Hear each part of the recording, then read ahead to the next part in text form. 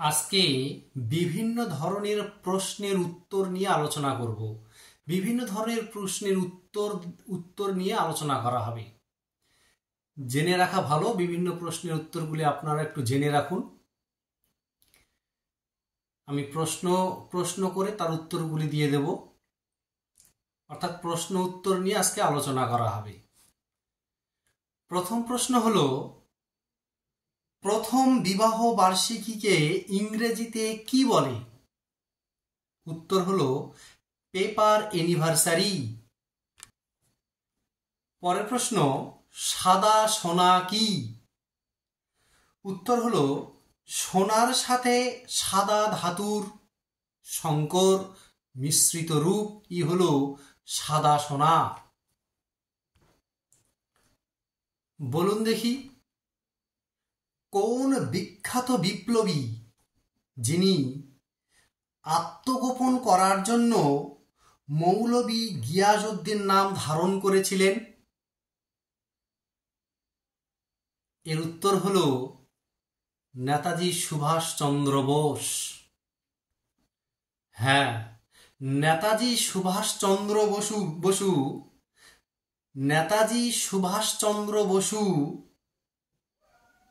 যিনি একজন বিপ্লবী ছিলেন, তিনি নিজেকে আত্মগোপন করার জন্য মৌলভী গিয়াসউদ্দিন নাম ধারণ করেছিলেন।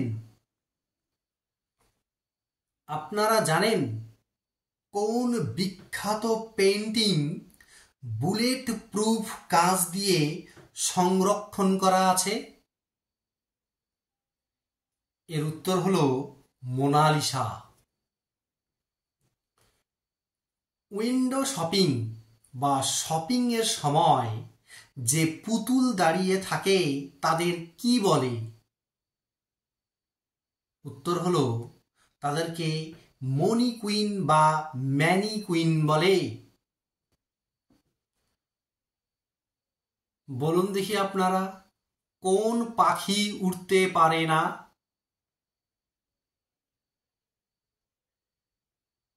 উত্তর হলো বাচ্চা পাখি। পপ মিউজিক এর পপ কথাটি কোথা থেকে এসেছে? পপুলার শব্দ থেকে। পরের প্রশ্ন, চক্রবর্তী পদটি আসলে উপাধি। এই চক্রবর্তী কথাটির অর্থ কি? এই চক্রবর্তী কথাটির অর্থ হল বহু বিস্তৃত রাজ্যের অধিপতি। কথায় আছে once in a blue moon.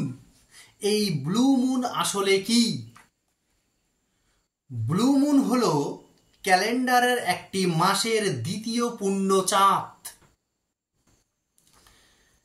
ডিগি তবলার গোল কালো অংশটিকে বলে গাপ।